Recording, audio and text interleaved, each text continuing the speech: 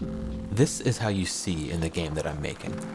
But you have to be careful because it fades over time and then you can't see where the enemies are. Ah, Hey, my name's Chris, and I'm making a weird arena FPS game that's set in total darkness called It Consumes. So this is your character standing in the game's arena. And since there's no light in this game, you need another way to see, which is where this comes in. Press the spacebar to beat the heart, and it sends out a pulse, which sends out this red wave that washes over everything it touches, letting you see temporarily. But if you beat the heart too quickly, you'll overload it, leaving you in the dark for a lot longer than normal. Why is being in the dark bad? Because of these freaks. This is an arena shooter, meaning you're stuck in a small space with a bunch of monsters, and your main goal is to try to survive. Which is a lot harder when you can't even see what you're shooting at. It's not impossible though, since you can still see when you hit something in the dark, and with spatial audio, you can always hear where the enemies are around you, but it's obviously much easier when you can, actually see them. So the game is a constant frantic fight on two fronts at all times. The first is all the normal shootery stuff, like managing the timing of your reloads, trying to be as accurate as possible, and in general, just trying to kill things before they kill you. And the second is managing your pulse, managing your vision, your awareness of what's happening around you, and making sure you can actually see what the heck is even happening. But that needs to be more interesting than just occasionally tapping the spacebar every now and then. You need some choices that mix things up a bit, that have their own pros and cons. Like in most arena shooters, you'll very often become overwhelmed by huge amounts of enemies, and you'll need to find your way out of dangerous situations. So, to that end, you have more than just good old-fashioned bullets. Are these bullets? I don't really know what these are. Demon magic, or some other video game nonsense? Anyway, you also have some powerful abilities that are good for dealing with big groups of enemies.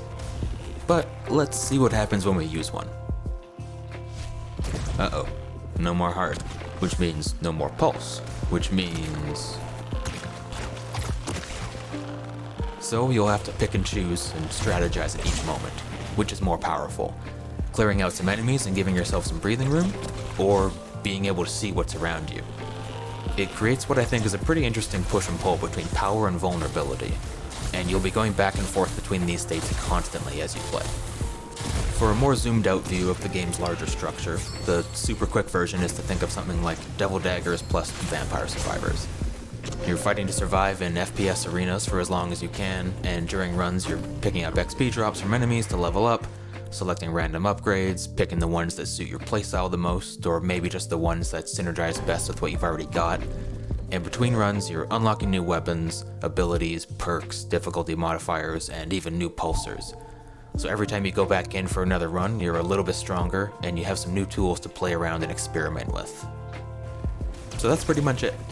And I've actually been working on this game for quite a while already, so the devlogs on this channel are going to be a little different than the ones for games that are still in early development. The whole darkness and pulse to see aspect of this game came with a lot of interesting challenges on both the design and technical side of things. So for a lot of the future devlogs, I'll be taking a closer look at some of those issues and the solutions I found for them.